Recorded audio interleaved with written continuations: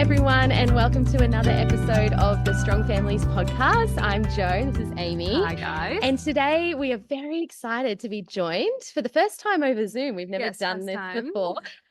With our guest speakers for the Strong Families Summit, Pastor Joel and Pastor Sharon Chelliah. So welcome, guys. It is so great to have you on the podcast. Hello, guys. Good to see you all. Now, we always start our podcast episodes by asking people their family snapshot. So if someone took a picture of your family right now, who are you? What are you like? What are you into? That kind of thing. Okay, well, we've been married for 23 years this year, and I'm a Malaysian Indian. Sharon is part Kiwi, part Maori, and we met in Perth, Western Australia. We have 3 boys ranging in age from 18 to 16. So moving into the young adult phase, and also we have her parents living with us, and they've been living with us for 10 years plus. Yeah, wow. Oh, I didn't know that. That's a detail I wasn't aware of. So that's a whole nother dynamic when it comes to family, I imagine. Multi-generational. Yeah. Sharon, how would you describe your family? Yeah, we're a mixed bag. Obviously, like it's an interracial marriage, and we love not only that, but like I'm quite a reserved person and quiet. Then my husband's the loud, and then our 3 boys are a beautiful mix of both. And so it's a lot of fun, a lot of noise in our house. My saying about our family is there's nothing precious in this house except for the people in it. And so you've got to get used to that when you've got all boys. It's a wonderful place to be. I love that. And then being senior pastors as well, we actually have a big family outside of that. So we actually have a lot of our boys' friends that would come from fatherless families and absent fathers. And so we actually have a number of young adults and teenagers that semi-live at our house. Right. So our table is 7 on a normal day, but generally between 8, 9, and 10 on an average day. Wow. So you're like a catering company, really, as well as senior pastors, just hosting these epic dinners as well. That's awesome. I love that you include, so many people, that your family is not just you guys, but it extends outside of your, out of your doors as well. That's so cool. Yeah, beautiful. Well, can you tell us, with your family, with your 3 boys, what has been a highlight in your family? Yeah, look, I think it was about 2 years ago, we did a family holiday and we were traveling. We got these really cheap around the world tickets, and we were trying out 5 different cities. It was $2,000 to go around the world. It was really good. And so we decided to try a different city every couple of days. And to see our 3 boys like walking in front of us and laughing and just exploring the world, and us 2 were just a little bit behind them, and there was peace and there was joy, and they were friends and they wanted to be with us and we wanted to be with them.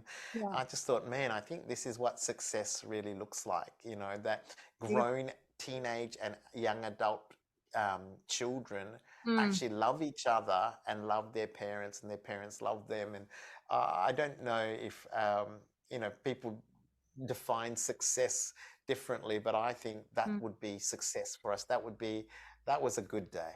Wow. Beautiful. That's awesome. I think I read a book by Andy Stanley not long ago about parenting, and I think the intro was a lot along those lines. Like, you got to figure out what success is going to look like for you as a parent, and it's wanting to be together when you don't have to anymore. Like, little kids have to be around you, but as they get older, you want them to want to be together. So that's incredible.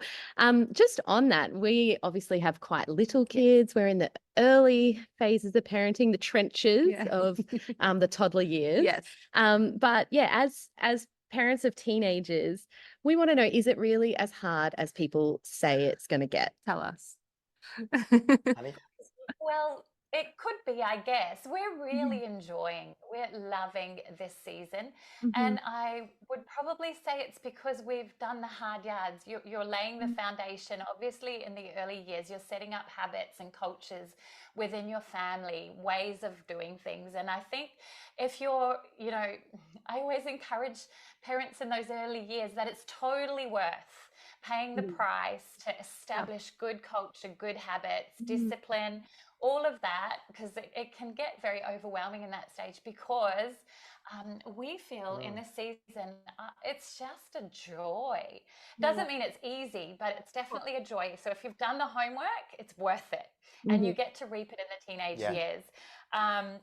So what have we learned along the way? I would agree totally. I think the hardest years are the kids' years. I think the hardest years are the toddler years, purely because you're teaching them about respect, cause and consequence, your boundaries, discipline, contributing to the family. So even from a very young age, our boys have helped us unload the dishwasher. And I remember my mum saying, "Oh, you shouldn't do that. They're only children." And but I'm so grateful we did, because they now contribute to the household. Where I'm hearing from other families, our kids don't do anything in the house, and it's a big argument and a fight to get them to contribute to the house. And so I think the patterns that you work so hard and establish as a young age become norm. This is norm.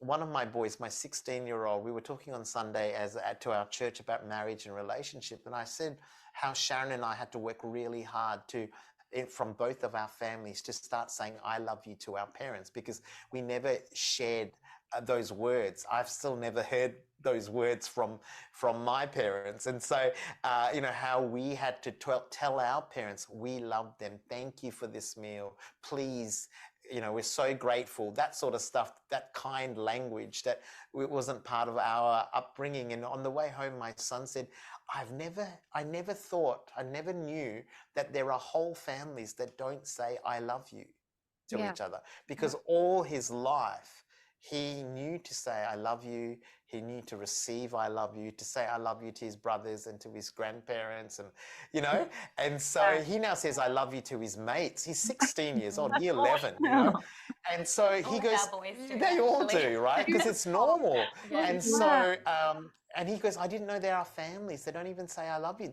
It blew his mind that there are actual households that don't speak like that. But you see, it becomes a norm. We built it when they're young. So now it's not an issue. So really, I pray for everyone who's got young children that they actually go, how is this going to look in 10 years' time? This cute, bad habit now can be, when they grow up and they lose their cuteness, can be a rude, arrogant brat, And so just think about that. Whatever you permit now, is it going to be a blessing in the future? Okay. Right. I mean, I haven't prepped you with this question, but so you've kind of said like the norms of helping around the home and the norms of showing affection and love. Are there any other norms that you're like, this is a really necessary norm, like in terms of attitude or something like that? Oh, yeah. So there are a couple of things that bug me. I don't like my kids talking bad to each other, even calling each other a fool or an idiot or "that's so dumb." We would be so heavy on that kind of language, because they don't get to speak like that in our home, and definitely no one gets to speak like that to one of my children. And you're speaking to one of my children that way. And also, if they say that about themselves, we used to be really strong. You don't get to speak to one of my children that way. You don't get to call yourself an idiot, and "I'm such an idiot," and that sort of language. So language is really, really important. And obviously, if you're going to be teaching it, you can't be modeling, Something negatives away that you don't want. So that's been a huge thing in our lives, in our marriage first, and then obviously in being able to reiterate that to our children. And they're raised, they know if they want to get me really mad, all they have to do is start bad mouthing each other. And then mum comes out in her worst. Sometimes they test the waters and like play it on me just to get that initial response, because it's one of those things we don't allow is negative speech, degrading speech, that kind of thing. What else? And so I think the other thing is physical, even physical Yeah. hitting each other and stuff as brothers. You know, we don't allow that. They get really disciplined for smacking each other or punching each other, wrestling with each other, even as little kids. Yeah. Not fun wrestling on the bed where That's they're right. tickling and Yeah. wrestling. Yeah. But I'm Yeah, I was going to say, talking it's going to be about hard to stop that with Yeah. boys. that's right. Don't stop it. They I used don't to think do you that. should They stop used to that. do that. But they're boys. They break stuff. That's all Yeah. fine. We're okay with that. But it's just the when it turns to hate, when it turns to Yeah. anger, when it's Yeah. violent, that's got to be stopped straight away. When it's Yeah. gone from fun to that's where we stop it. Also, we don't like being ignored. Yeah, so So being present is really important. yeah, so no phones at the table. Sometimes my boys can, because Sharon is so sweet and peaceful, and she can ask for help, and they can sometimes get in their world of playing games or whatever and just ignore. So we don't put up with that. Mhm. So I will go, boys, mum has called you 3 times and Yeah. you have not done. Now, this is the consequence. Yeah. Yeah. And so I'm the strong consequence one. Sharon is the loving, Yeah. nurturing one. And you actually need both. Yeah. You Right. actually need the voice of the father, the voice of the mother to raise healthy children. Okay. Yeah. Yeah.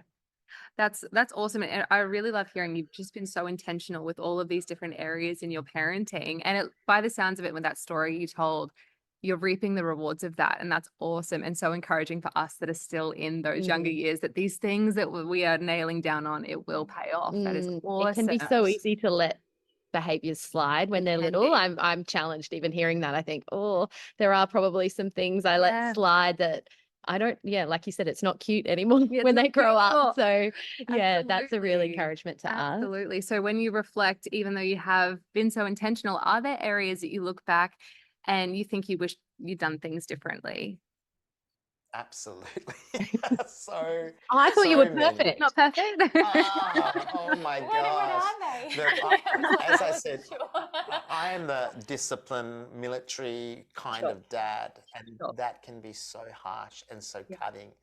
I struggle with anger, and Okay. so dealing with my anger and not taking it out on my children, I've struggled with. I've got a stressful work environment, and so sometimes if I don't deal with my own soul before coming home, it can change the whole atmosphere of my home. There were days where Sharon would be at home with 3 young kids, and you would think that is crazy, but she would get all the routines, the music, worship playing, everyone's happy until dad gets home, grumpy, angry, stressed out, and something they say will trigger me, and I will just let it spray. And so I look back at those days and go, man, I changed so many good atmospheres to destructive atmospheres. And so I've had to work on my own anger. I've had to work on my own soul. And there's so many regrets in regards to that area of my life when my kids were young. I'm so grateful for a loving wife. I'm so grateful for resilient children. And I'm so grateful for the forgiveness of Jesus. Yeah. But I would say to you, I have made so many mistakes and am still making mistakes. There are still seasons under stress where one particular child, a headstrong child, who presses my buttons, and him and I go and we go head to head, and we have both really had to work on that. And I'm so grateful to say he's one of my good friends now. He's one of my sons are my good friends, but both of us know how to diffuse the situation, even though everything in us wants to go for a real rumble. That's cool that there's Yeah. grace, that you see that, we're all works in progress. Hey. Yeah. Yeah. Cool. And for Sharon, do you want to speak into that whole part of me letting me be dad? Yeah, so see, I'm his opposite. So I'm all mercy and let's not be harsh and, consider the children, the poor things, you're breaking them. And so there was a time in our marriage where I would try to protect the kids from Joel in a way and try to almost sabotage, because you can sabotage the gift that his discernment and his strength and his accuracy in dealing with stuff. It could just be a bit too hard, but actually there is the flip side when it's not too hard and I'm thinking it's too hard. And so I was often stepping in, and what I was doing is I was sabotaging the strength and the gift that he was called to bring to our rearing of the children. And so God really had to address that in me, that actually, I think one day, I don't know if our boys said that, but basically if it was just me that raised our kids wouldn't be serving God, because it was all mercy and grace and no discipline, no follow through, no correction that comes down hard when it's needed. And then they said if it was just dad raising us, they also would not be serving Jesus, because it would be offense and it would be like you'd hurt us too much. So I actually had to learn that there is a grace on each of us that is our opposite. That's not our strength zone, but we need both. And I've had to learn to give him room to be who he needs to be and not sabotage that. And then in private, if I still have worries or questions, then that's where we discuss it. And then I've actually learned that it's actually our strength can also be our weakness and can also be destructive. So that over nurture, that over protector can actually be destructive. And just like his strength and his clarity can also be destructive, but it's also a grace. And so just not to sabotage each other's grace, but learn how to come alongside and complement and bring both and cheer on the gift of both. And since doing that, our kids have been a lot better, and I've begun to see the benefits of the both. And at the same time, then they're also reaching their full potential because they have got discipline, but they've also got compassion. You know, they've got the ability to work hard, which is something that's no longer a big part of the, you know, the generations. Because sometimes an overprotective parent can do all the work and do everything, but the child then doesn't have resilience, doesn't have work ethic, is, you know, cracks at any form of stress and pressure. So having the both working together, we can actually see our children becoming well-rounded in that sense. Wow. Now, you were both I guess become quite well known, like within our church ministers and our church denomination, our church movement, that's the word I'm looking for, as being really passionate about family, the importance of family, the importance of marriage, I guess, and you speak on it with passion, with experience. What drives your desire, I guess, to see healthy families, to see families strong? It's a funny way that it started, actually. We were at a party and we had a disagreement with each other and we'd sorted it out. And I was just laughing it off with a friend, a person that I'd met at the party, and said, oh, we just had this argument and this is how we solved it and da-da-da-da. And it was quite funny. And he actually worked for the Christian radio station and he goes, oh, would you like to come in to the show every fortnight with a new argument? You know, with a new problem that you guys have like everyone argues about this, and you come in cement. That's so cool. Right, because you guys are hilarious, and I had that argument with my wife, and I've had that issue. So that's how it started. Then we started going every fortnight on radio and sharing about marriage. But it was about, here's a problem that we're dealing with right now. This is what I think. This is what she thinks. Ha ha ha! Laugh, laugh, laugh, and we would end it. And next thing we know, we are getting asked to speak about our problems to everybody. It's a blessing, but pretty vulnerable. Putting your marriage on display and the inner workings, that a lot of people just keep that to themselves. Wow. No, but I think we need these conversations. That's what we're passionate about, how being authentic and sharing our stories actually helps people to do it better. And we can learn from each other, because there's a lot that maybe we might not have experienced in our own family growing up that I want to glean from other Christian leaders. I want to see people that have gone the distance and are still loving their partner, loving their spouse, loving children. So that's really cool. Just jumping forward a little bit then, it kind of leads into it well. With marriage, what are some non-negotiables when it comes to marriage? After all of those arguments that you put out there on the radio, what, I guess, did you come to any conclusions of like, these are the non-negotiables that are essential for us to have a good marriage? Yeah. honey? Yeah, well, early on, one of the things we always did is committed to time together, Right. date night, like Right. actually setting aside at least one night a week where it's just us. And Mm. the truth of the matter is challenging when your kids are really little, because we found like when you'd set it up, the kid would be sick or someone would lose routine, but it's just actually choosing to keep hammering at that, keep, working at that, prioritizing that. We always also surrounded ourselves with resource, always Mm. been open to learn. We've never arrived. There's always room for growth. I think being really hungry and teachable in that area.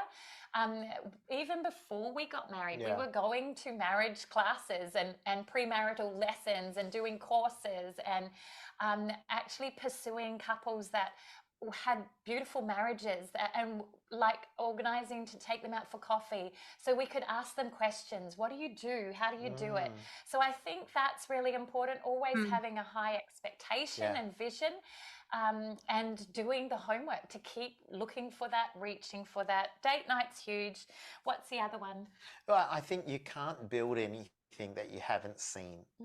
So Sure. if you've come from a dysfunctional family, if you come from a family where mum is yelling at dad and dad's hurting mum, you think that's actually norm. You go, Right. that's just normal. And you start to build what you have seen. Even though you tell yourself, I'll never do that, you end up doing it. So Yeah. we haven't come from the strongest of families. Both of us have got families that are loving God, but are working on their stuff. Sure. And so we thought, you know what, let's find some families that do marriage really well, and let's see a different picture. Let's see a different vision so that we can actually build according to that vision rather than what we've already seen. And so, yeah, for us, having vision, because the truth is your relationships determine the quality of your life, especially your marriage relationship. It's the most intimate relationship. So if I have everything else going well for me and this isn't going great, I'm going to be miserable. You cannot live the full kind of life that God has for you if your family is a mess.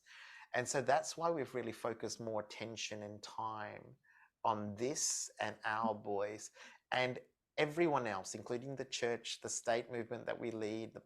They get the second best rather than getting the first. Yeah. Yeah, or they get the overflow of that. I think that's what it's meant to be, right?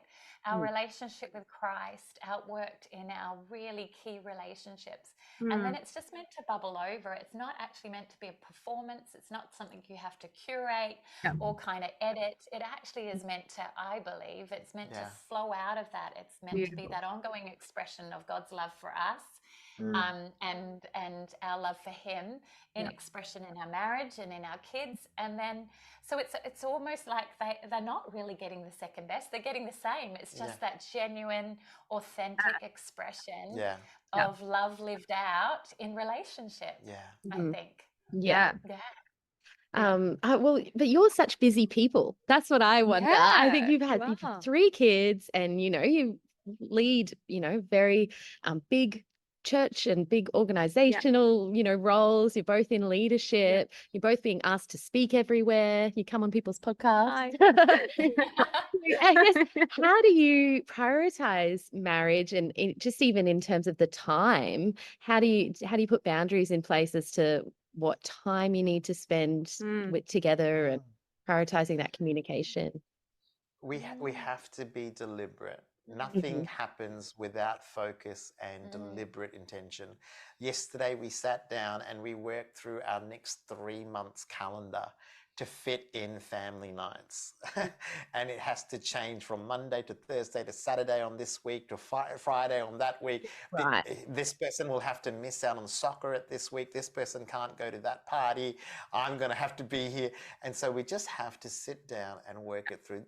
We all have the same amount of time. And so it's just prioritizing what is the first.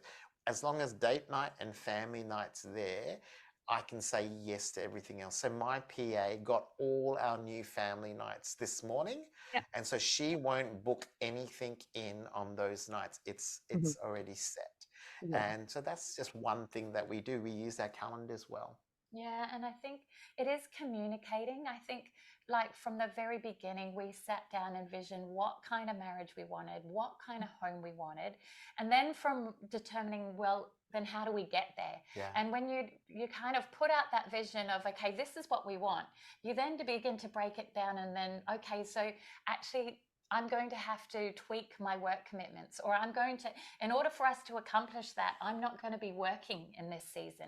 And that means we're on a one income. That means we're going to have to be tight with the budget. But, you know, all of these practicals then come into play behind this vision. And you know, you make those, and I think conversing, because we agreed on it. We agreed, okay, this is what we want. So, honey, I'm not able to be this, this, and this in this season because I need to be home with the kids.